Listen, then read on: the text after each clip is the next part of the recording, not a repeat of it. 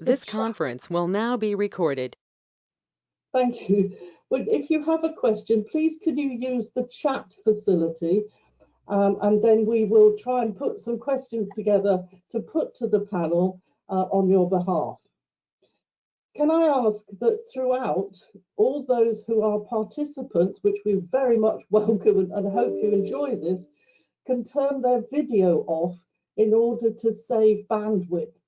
But if the panel members can leave their videos on, that would be most helpful, then at least everyone can see who we are.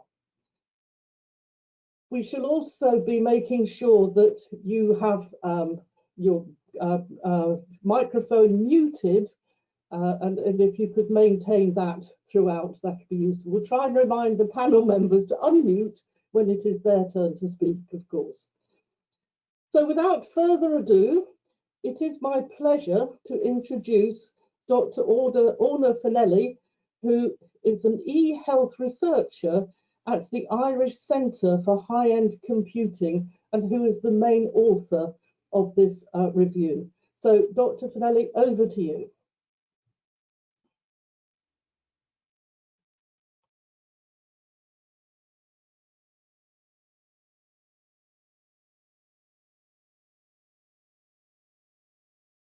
Thank you very much, Paula, and welcome everybody. I'm delighted to be able to present this review to you today, which is looking at terminologies and standardized languages used in nursing and midwifery practice.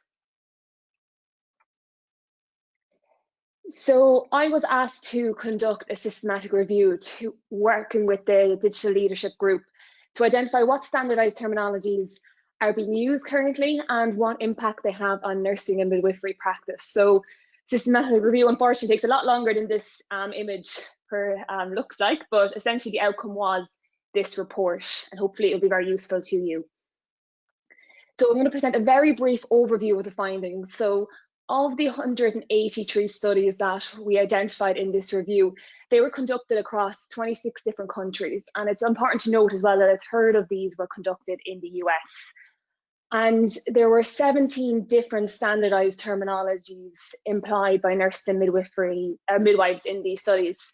So a lot of them you'll recognize as the nursing languages like Nanda Niknak, the OMA system, but also there were some medical and aggregation terminologies used. And these were used by nurses and midwives also across a variety of different settings, from hospitals to primary care and long-term care.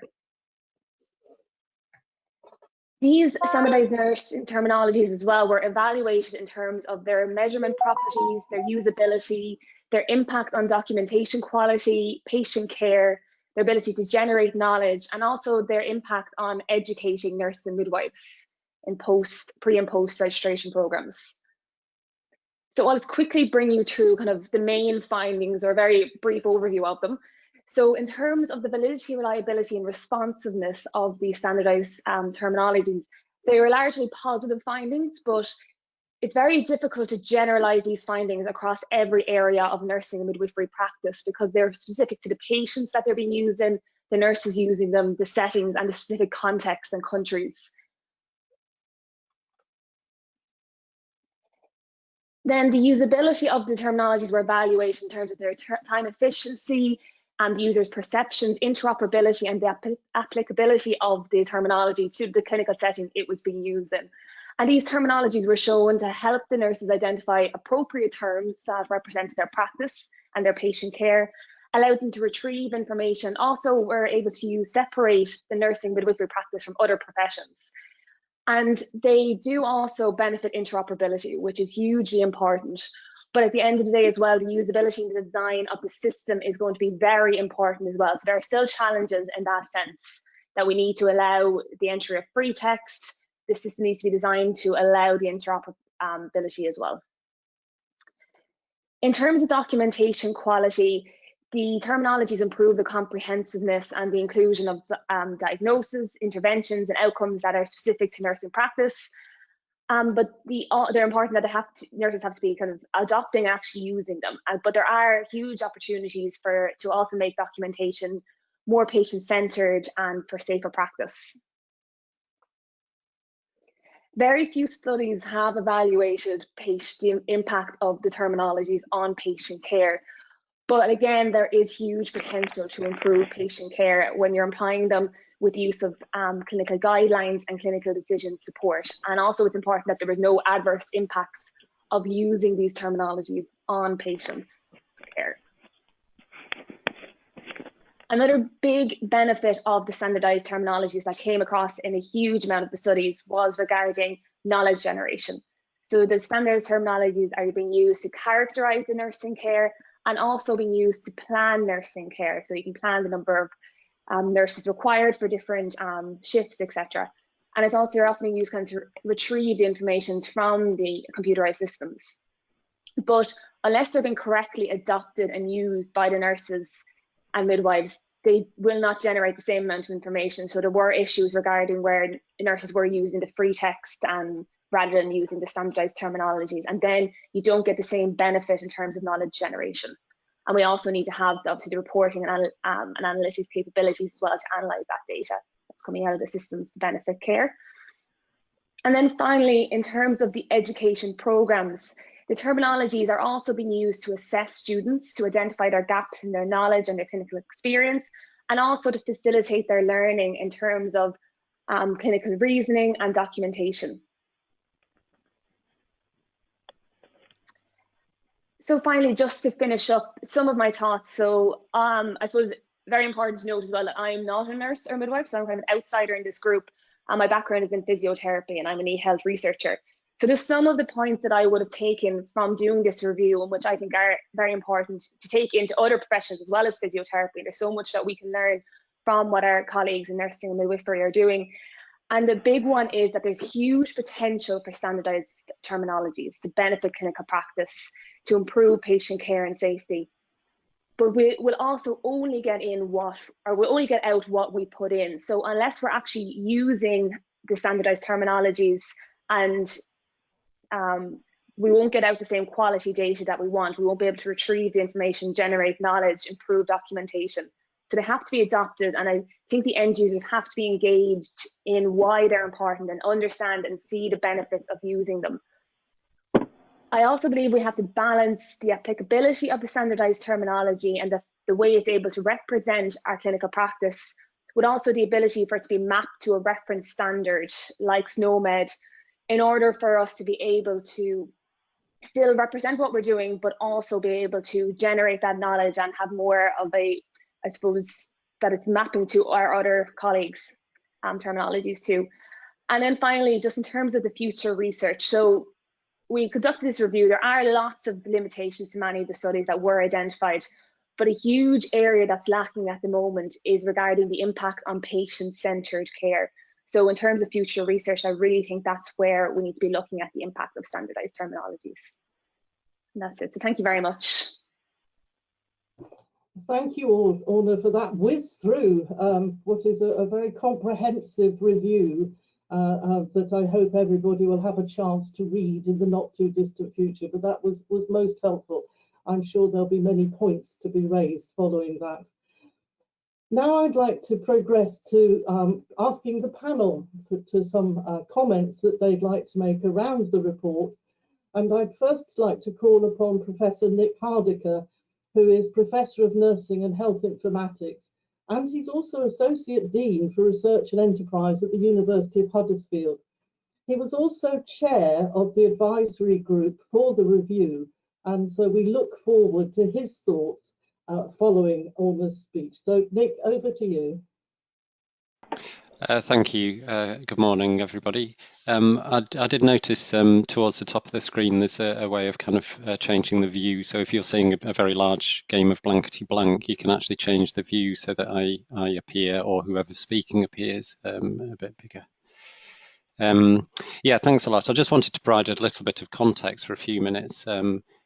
Really, I've been researching in this field for a number of years, and I'm absolutely delighted that so many people are attending today. I think we're over 50 people now, which perhaps hopefully indicates that this is a really good time to be talking about this topic again. Orna's done some fantastic work, really great work in terms of where we are, looking at where we are.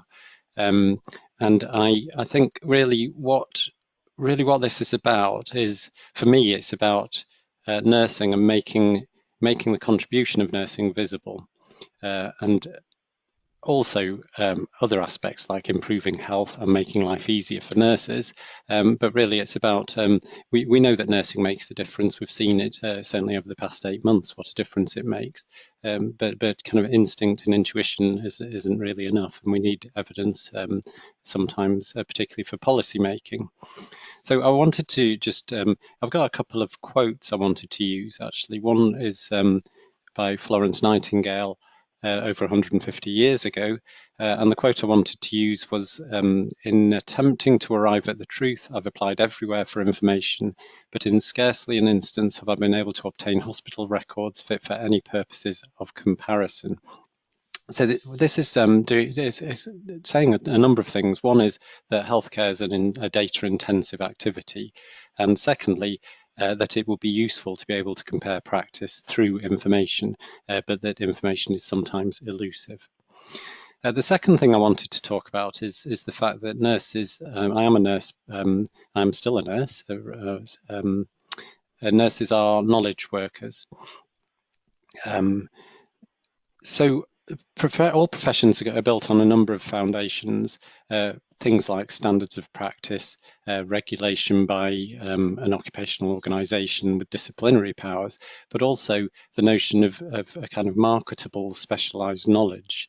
And so if we think that nursing does have a specialised knowledge, then in order to index or tap into that specialized knowledge, then we need a specialized language also. If we're just doing healthcare, if we're just doing medicine, then there are perfectly good medical terminologies we can use. But if nursing does have a specialized knowledge base, then there's a specialized language that will be used to index that knowledge base. And the third thing I wanted to talk about was about terminologies themselves and kind of why they're important. And it's a quote by Norma Lang and June Clark nearly 30 years ago now. And it's an often used quote in this field, but it's, if we cannot name it, we cannot control it, practice it, teach it, finance it, or put it into public policy. And I think what Orna's work has done is revealed actually that now we can name it, and many people now are using that to be able to control nursing, to practice it, to teach it, to finance it, and to put it into public policy. So I think we're in a really good spot now. There's been a lot of politics around terminologies, a lot of competing terminologies, and I think we're moving towards now consensus, a degree of consensus, or certainly enough consensus so that we can move forward. And I'm thinking now about implementation, as are many organisations that are working in the terminology space, and application, helping nursing to find out what it actually is. So they're collecting information on nursing, which of course we need standardized ways of doing that, including underpinned by terminologies, but using that information, that rich information, to find out what is important about nursing, and moving forward into aspects like developing a form of epidemiology for nursing, not about diagnoses and diseases. But these things take time. So I think back to other kind of realizations, and thinking about the example I was thinking of was scurvy, actually, in the which we know one of the factors is a lack of vitamin C, and thinking about at one point in time, it was the biggest killer of sailors, of British sailors, than war was. And yet what we knew very early on was that using citrus fruit, essentially lemon juice, it could be avoided. But it took 50 years for it to be implemented. Even though the Navy knew about it, it took 50 years to implement it. Now I'm thinking back 50 years to when I was a tiny little child, and thinking back to a study in 1967, which was about automating public health report. So that was computerizing, admittedly using old technology like optical card readers, but that was over 50 years ago, where there was a perfectly good way of automating nursing records.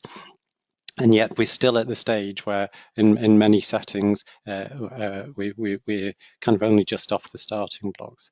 So what I think this report does, as all systematic reviews do and all systematized review do, they kind of reveal as many questions as they answer. But one of the things is that we really do need to move forward with this agenda. So I'm delighted you're all here, and I want to pass over now to other reflections from other panelists. Thank you, Paula. Thank you very much, Nick. I think that's sort of laid a great foundation for us all to talk to this agenda.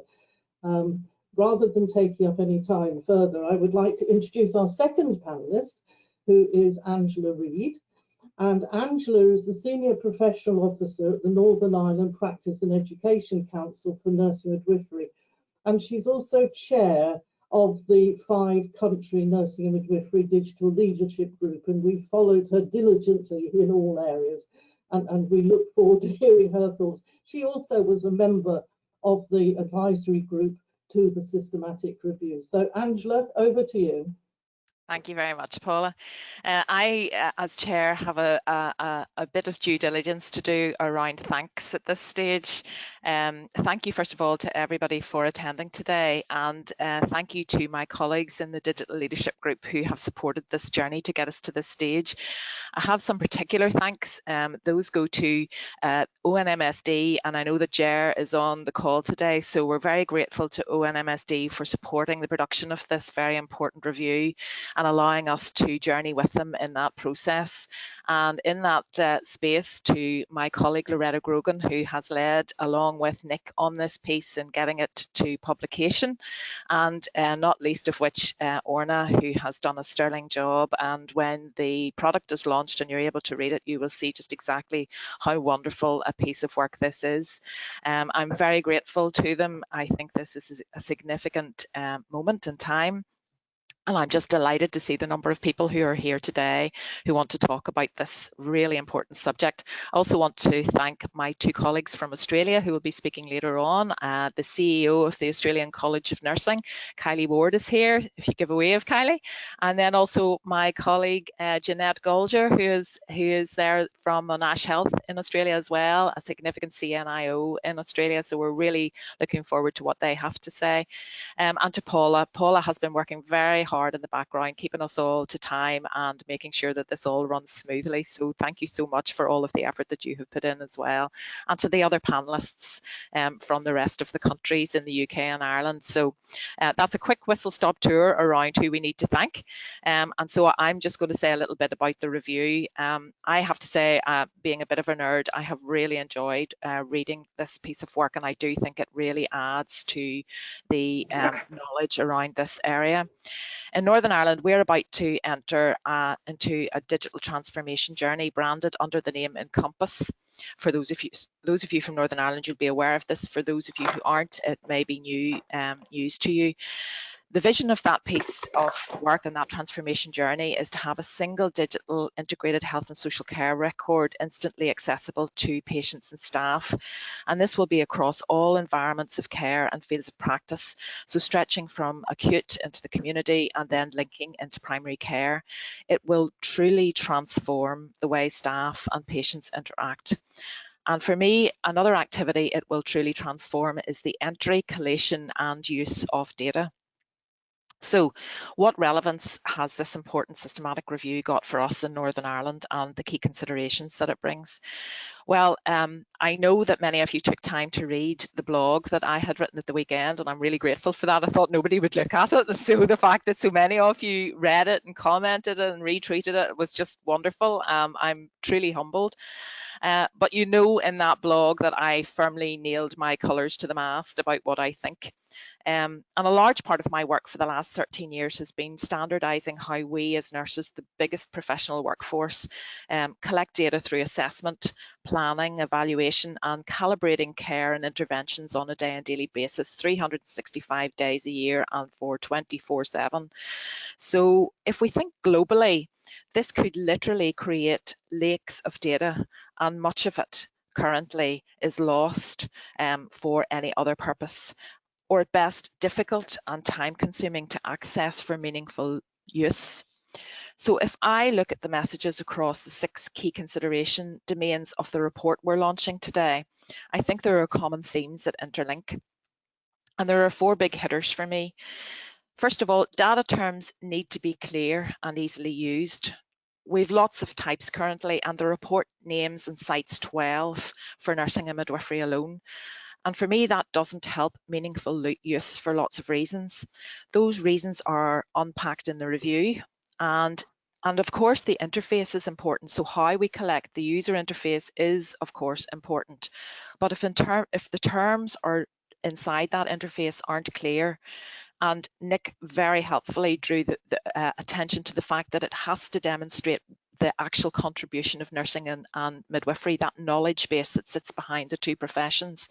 So if it isn't clear, that reduces utility and certainly the efficiency of the workforce as they struggle to represent what they do with terms that don't fit practice. The second thing for me is that when terms are ambiguous, that then links into reduced validity for measurement.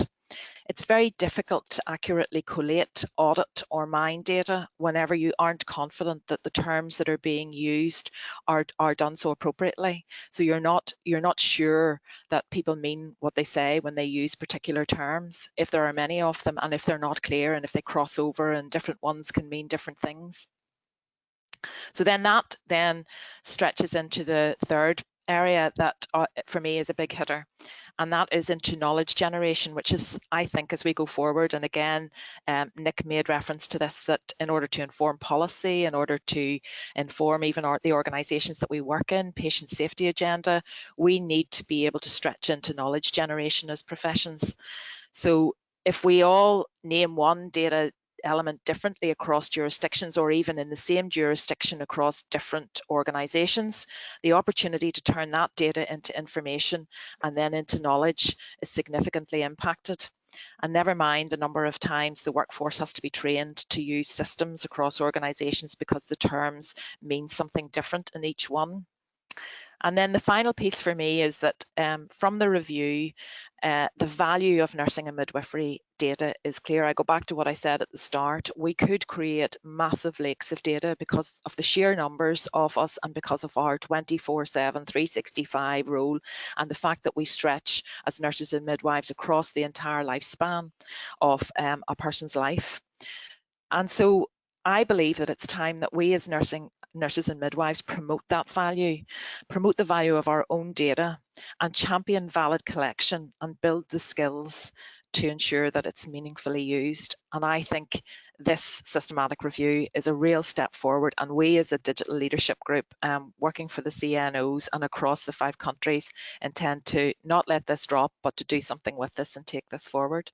So thank you, and back to Paula. Thank you very much, Angela. Sterling words, and I think again, with each panel member is building on the previous one.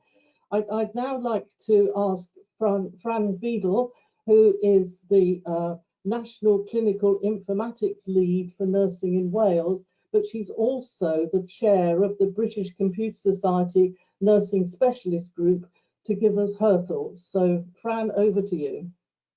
Thanks, Paula.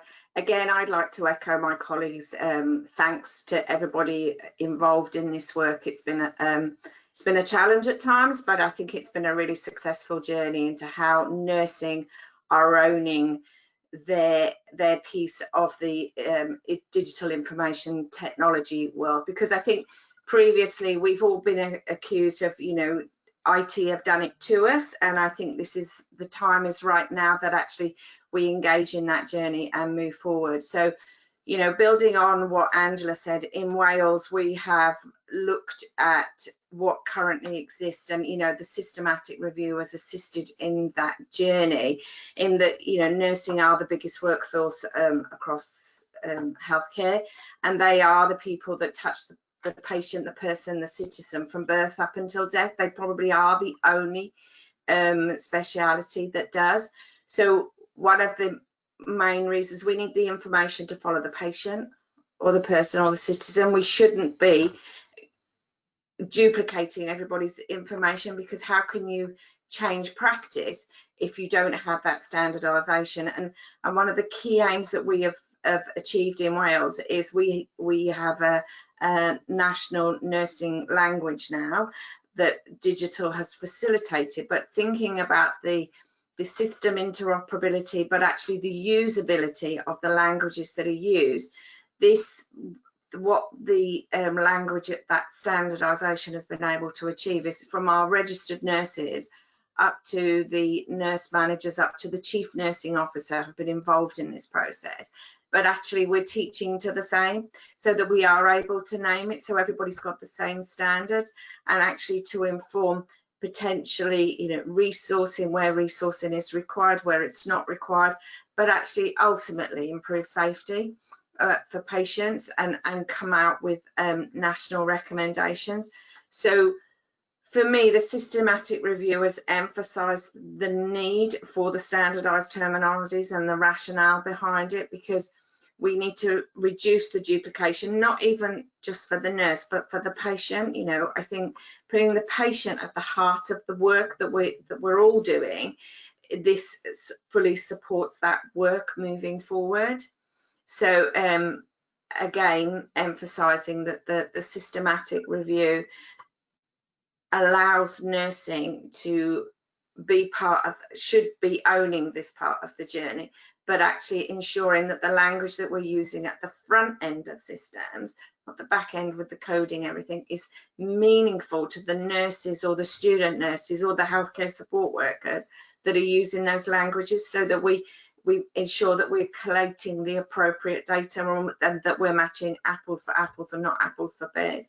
And we will be able to benchmark that across Wales, because we are ensuring that that language is used across every area. We shouldn't be separating patients or care by systems or by locations. It should be one continuum of care, and I think that the systematic review supports this work. Thank you, Fran. Very well said. As an educationist, I'm delighted to see you draw attention to education, of course. But thank you, and Wales is doing some great stuff. I'd now like to move to our next panel member, and we're delighted that she's able to join us today, and that's Dr. Natasha Phillips, who is the Chief Nursing Officer for NHSX. And looking forward to your comments, Natasha, and the floor is yours. Paula, thank you very much. And again, I would like to offer my thanks to everyone involved in generating this really helpful report. I feel really lucky to have joined the 5 countries group when you've completed all this so far, which is really helping me in my role at NHSX as I think about what the future should look like for England.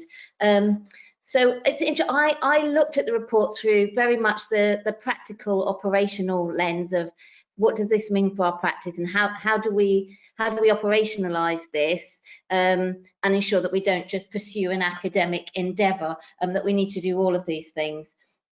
And recently, but before I started at NHSX, I was the CNIO at UCLH, where we led the move from paper and multiple systems to one patient, one digital record, and we were really clear in that we wanted to revisit our nursing practice, and implemented a standardised nursing terminology at the time within the system, NANS and NIC and NOC, that we proceeded to map to the SNOMED codes. So that was a real opportunity to learn what it means to take the sort of information that was in Orna's really helpful synopsis that resonated really strongly with me into the real world, and experienced some real world issues and challenges with making that happen. And actually, there's a really good presentation which I'll put in the chat for you, that my colleague Paula Anderson presented recently at the Florence Nightingale Foundation conference, which talks a lot more about that journey and what the challenges we might face when trying to move to a standardized terminology are. So I would definitely commend that to people for some detail, because I'm aware I don't have a great deal of time. But really that learning is what's led me, one of the reasons I'm at NHSX, because it was great to have that within one organisation. But if we don't approach that on a national or global scale, we're still in the same boat, still limited in terms of demonstrating the value of nursing more widely, and using the rich, I liked Angela's term, data lakes, the rich data lake to advance our practice, because really this needs to be not just about how we practice nursing today, but how do we want to practice nursing in the future? So at NHSX, for those that aren't familiar, they're responsible for delivering the Secretary of State's tech vision and the long-term plan, and their missions aren't so far from some of the things that we're talking about today, which are reducing the burden, improving patient safety, empowering the citizen by putting their information about their healthcare in their own hands and enabling them to actively contribute through an interoperable record, which has to be the holy grail. This has to fundamentally underpin interoperability if it's to deliver what we need it to do, and that's no mean feat, really. So we need to work collectively to have one voice as a group of nurses to support our tech colleagues to be able to help us move forward with that interoperability. If we spend our time arguing about which terminology it is, we won't move forward. And NHSX have been really clear that in England they see that as SNOMED CT. But what I really liked in the report was how it talked about the levels of terminologies and how those can work together. So I thought it was a really useful stock take. It definitely resonated with my experience.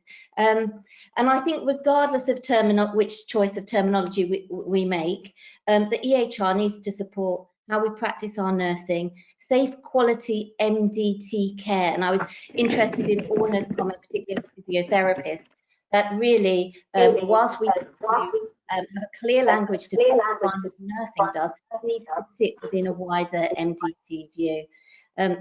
I think it absolutely has to work across all care settings.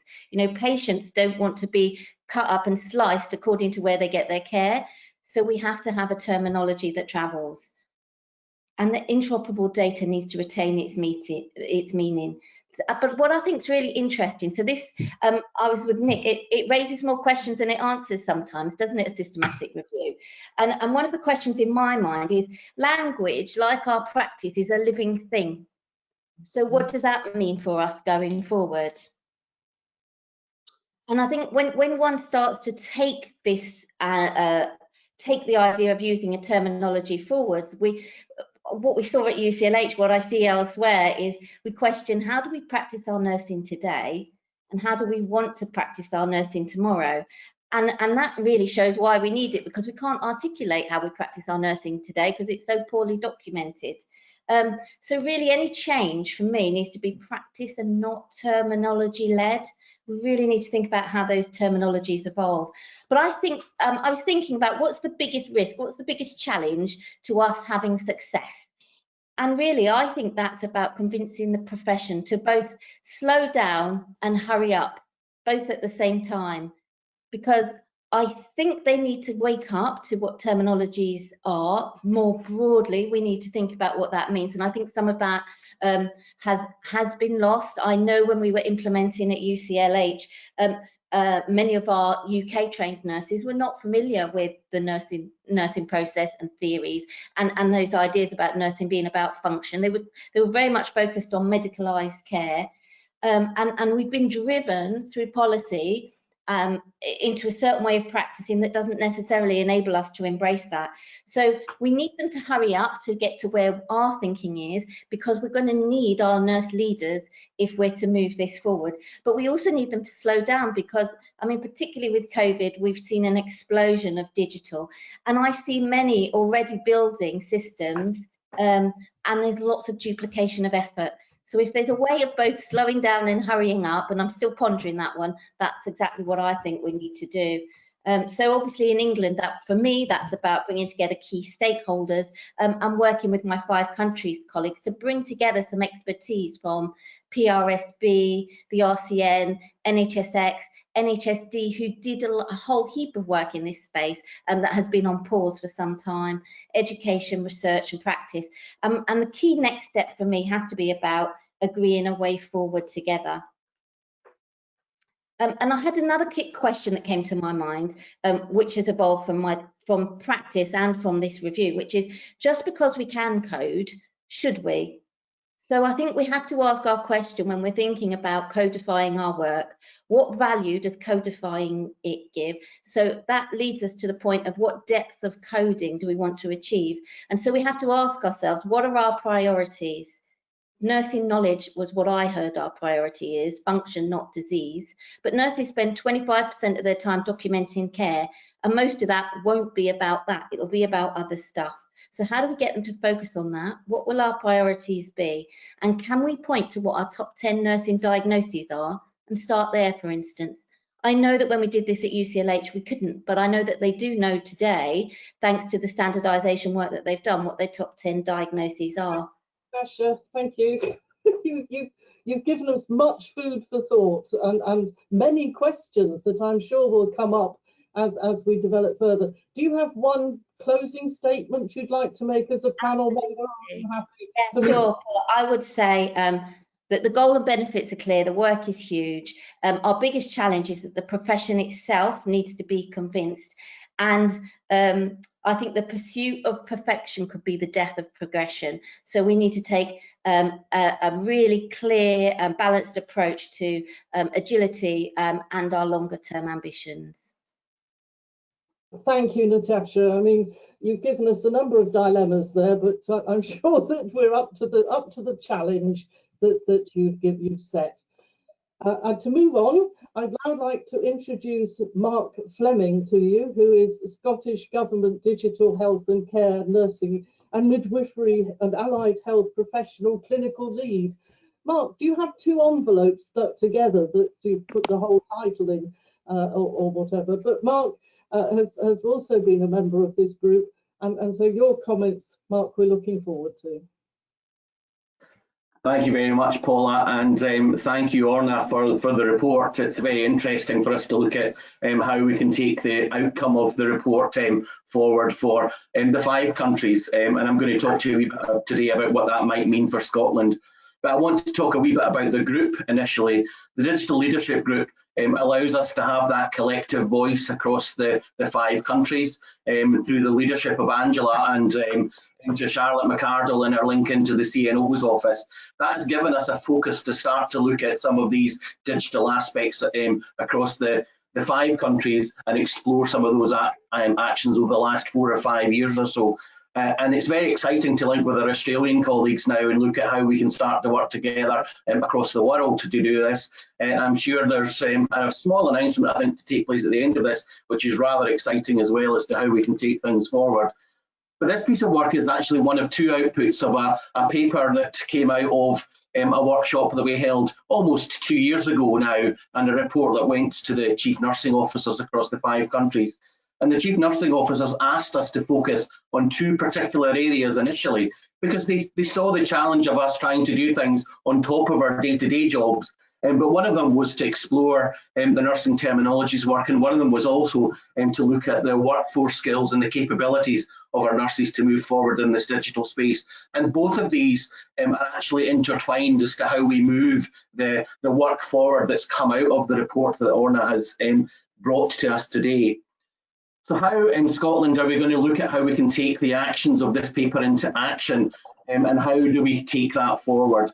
Like NHSS in England, we have made a decision in Scotland that SNOMED CT is going to be a direction of travel, but we actually know the challenges that that's going to face us, as well as the opportunities it's going to face. SNOMED CT is not a perfect solution for us, and we need to work with SNOMED in order to develop the terminologies that are embedded in there and have a collective voice to make sure that nursing is listened to in that particular area as well. As we've seen over the years, many of these definitions are very medically focused, and we need to collect together, and I'm delighted to see that we almost hit 60 people on this call today, but that's very exciting that we've got that collective voice to take us forward.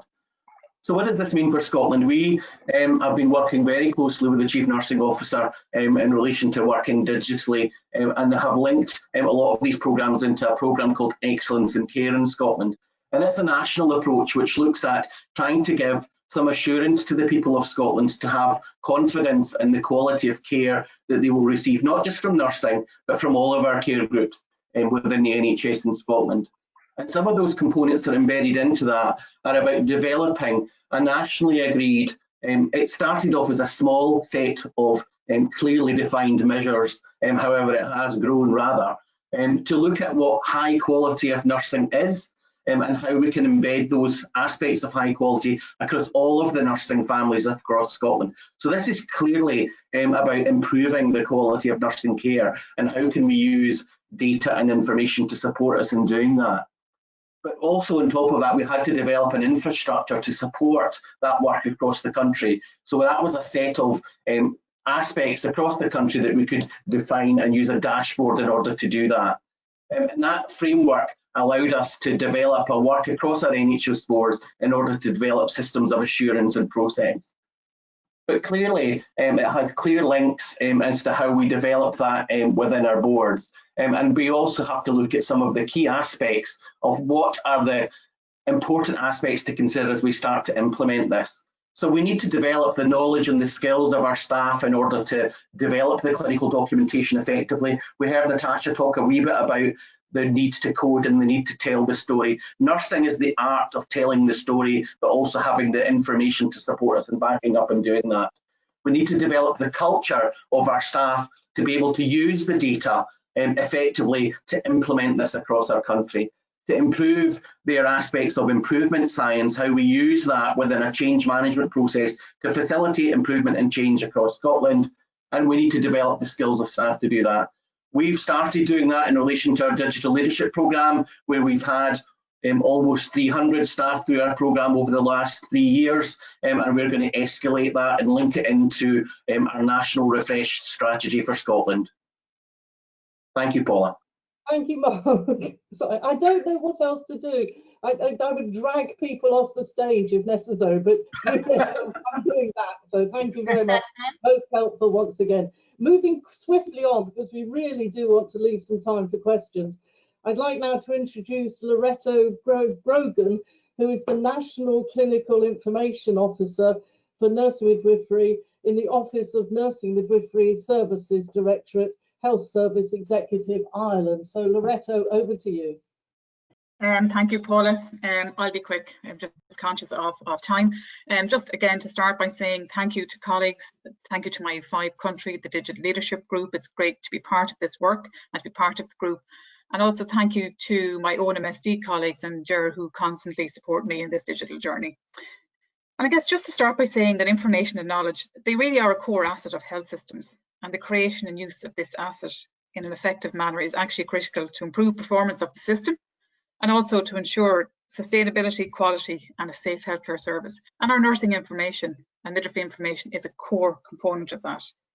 And I'd also like to echo Natasha's comment, we need to wake up in terms of what terminologies are. We really do. We're not going to be able to improve performance. We're not going to be able to ensure that sustainable, quality and safe healthcare service unless we have that data to show that we're doing it. We may be doing it, but we can't reflect and look back on that. And again, I guess, Jill, that high quality and thorough documentation, it's critical for patient safety. It's critical for ensuring continuity of care via communication, and not just communication with nursing and midwifery colleagues, but also communication with colleagues that work in different health settings, whether that's acute, mental health, intellectual disability, and also other health professional colleagues as well. They need to understand what we do. And it supports our colleagues to reflect and critically think about their patient's condition and response to intervention. And currently we have a challenge doing that in nursing and midwifery. Again, just to reflect on the point that a clear message, I think, from the report was that the documentation about a patient should be patient-centred. That should be a given. And it all absolutely should be understood by colleagues in other healthcare settings and other healthcare professions. Again, just to highlight on that patient focus, that most people are patients, they live at home, They use other services when they become too unwell to be at home or they need a specific intervention. So that patient journey is right throughout our services, and we need our documentation to be able to support that patient journey.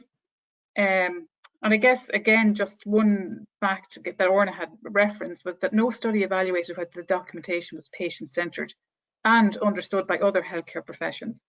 I guess in Ireland, the journey we're on, we've a very integrated care focus that actually demands that information should follow the patient and that it should be of high quality to support patient-centred care across the spectrum. So now is a key juncture to really, really get this right. And I think ultimately we have an opportunity to get this right for our patients. And we need to consider and need to assure ourselves that we're documenting care in a cohesive patient-centred format, benefits patients.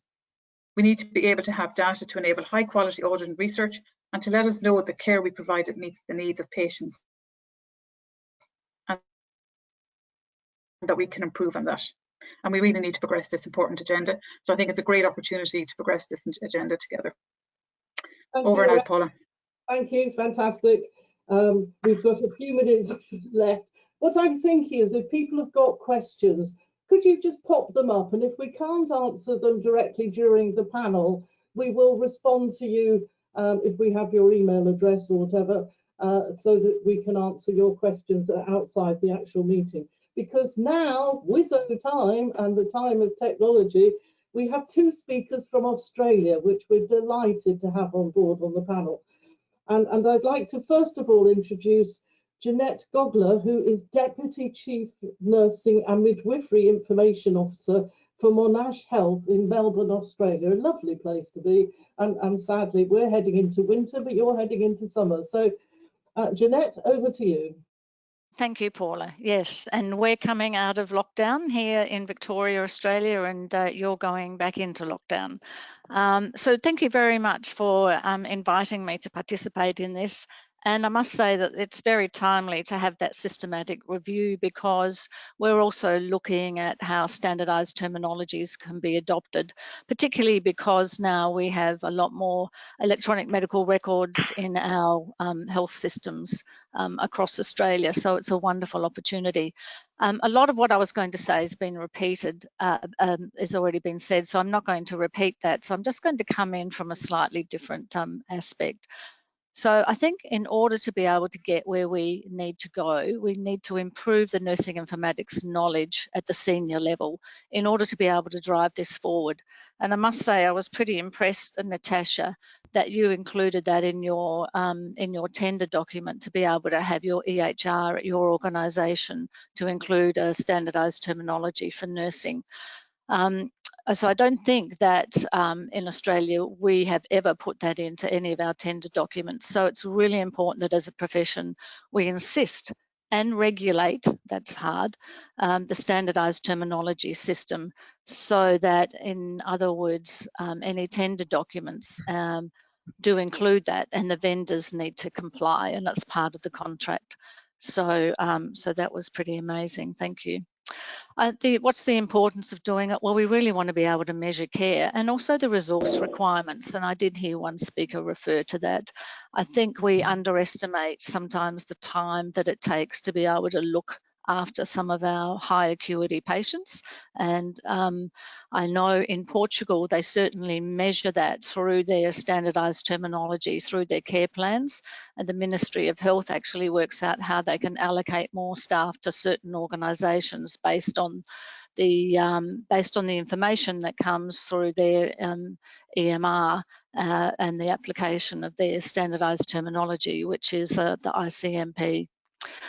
And of course, the semantic interoperability is so important so that you can follow that patient through the continuity of care. There's been a lot said tonight about data. I don't believe that all nursing data needs to be mapped to a standardised terminology. I think the hard part is working out what data needs to be mapped. And so that's around the primary use of that data and the secondary use, as we've been mentioning.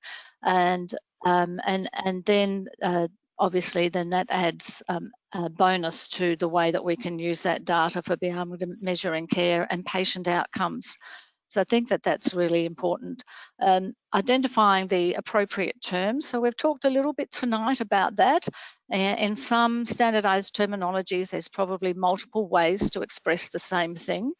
But in my early readings, when I was studying this area as part of my research in nursing informatics, there were some terminology systems that defined exactly what that term meant. And I think that there's value in being able to do that, so it negates the confusion that might happen. There will be gaps in standardized terminologies, and some of those are because we need to make sure that they meet the local requirements.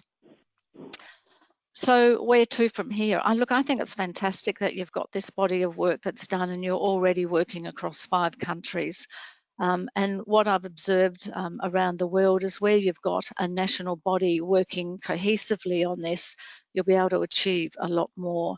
So I think a roadmap that identifies the applicable terms, the related codes, and has a plan around perhaps the information that's required.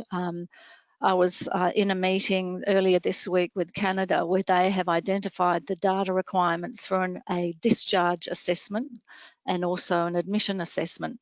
They use a combination of standardised terminologies to do that. And they have put that together through their National Nursing Data Symposium and working with their Canadian Nursing Informatics Association and their digital association. So, you know, that would be a real bonus because it's the same information that's being collected across all jurisdictions.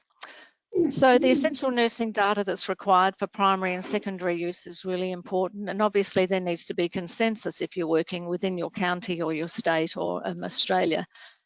And then finally, the workforce. The workforce definitely needs to know about standardised terminologies. They need to know why we're collecting that and the value of that, and how important the quality of the information that they put in the electronic systems is going to be utilised and important for, you know, their future, also for that collection of knowledge, nursing knowledge, as we have talked about as well. But I don't believe that from an end user perspective, as someone has already mentioned, that they need to see the codes. I think if we have done the work and we've actually mapped the most applicable term, then that is the one that that is used, and that creates that consistency that I think someone else tonight actually mentioned. Oh, sorry, tonight here today, the morning there.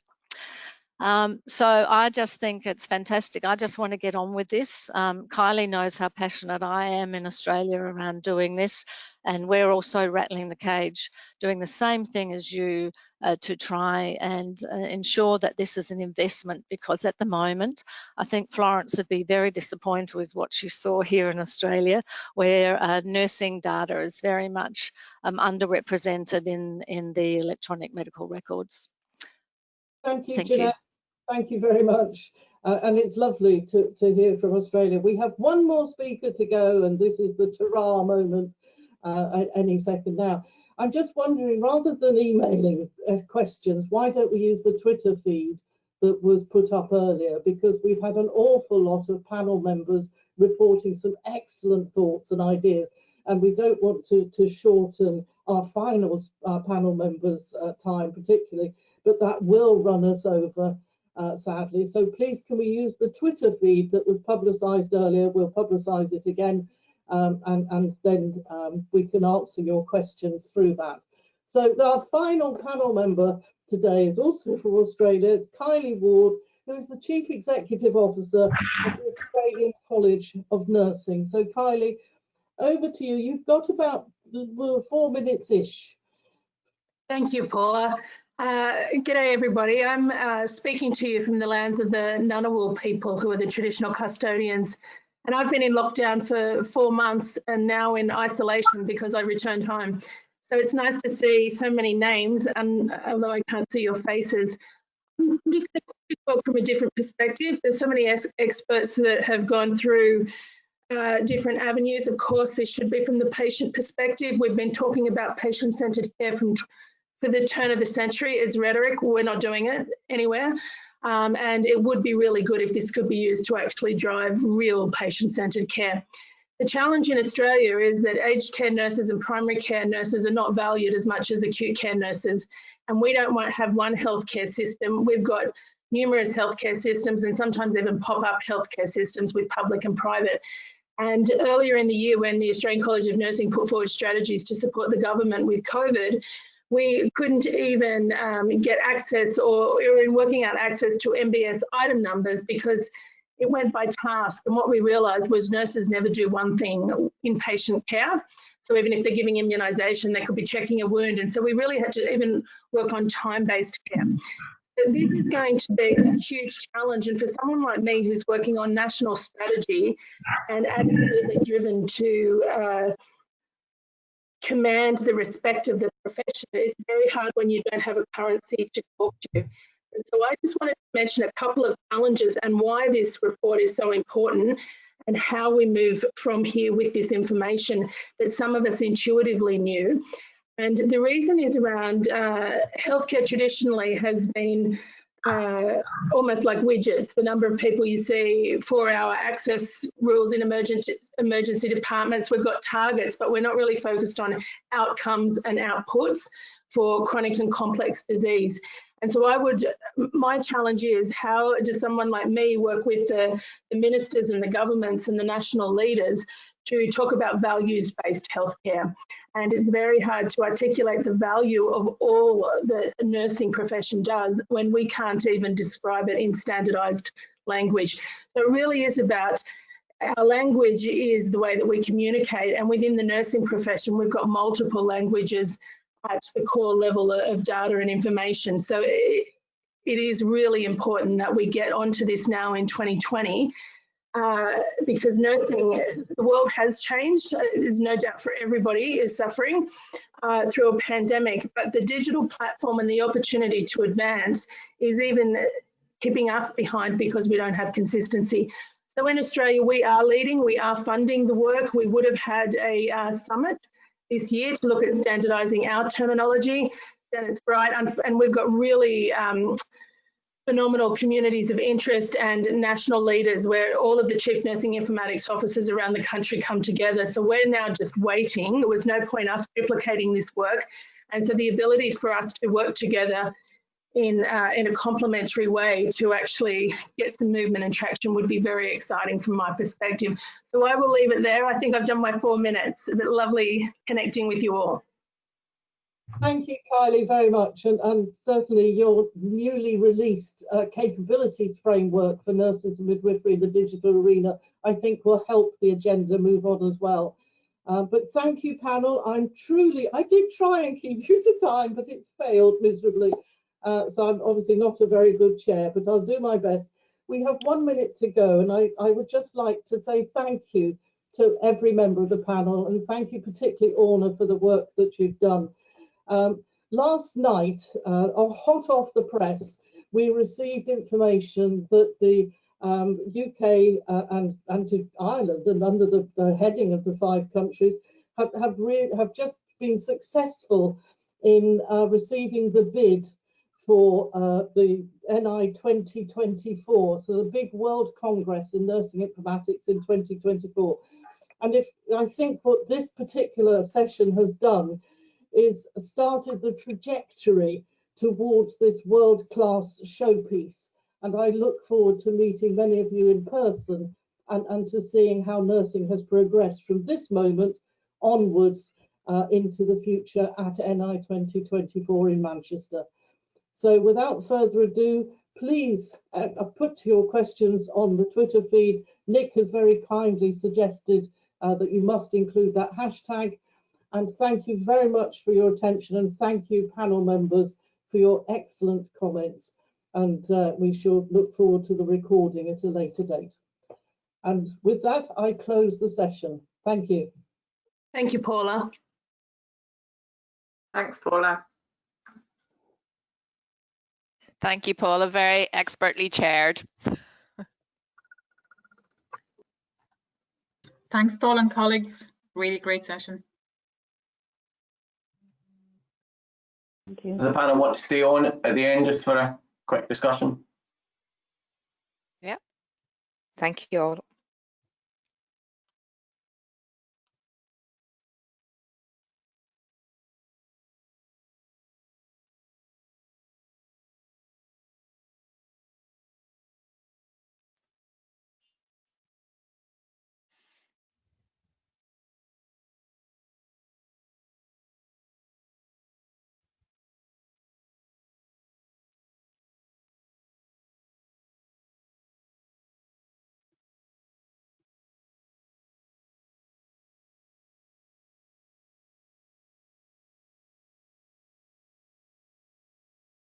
Jeanette, I think has Kylie gone?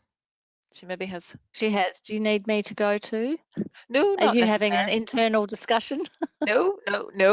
We'd be very happy for you to stay. I wonder, should I text her and say, does she want to come back in again? I don't Do know. you want me to do that? I suppose, well, we'll not be very long. We'll just say thank you to everybody and have a quick set to as to how it all went.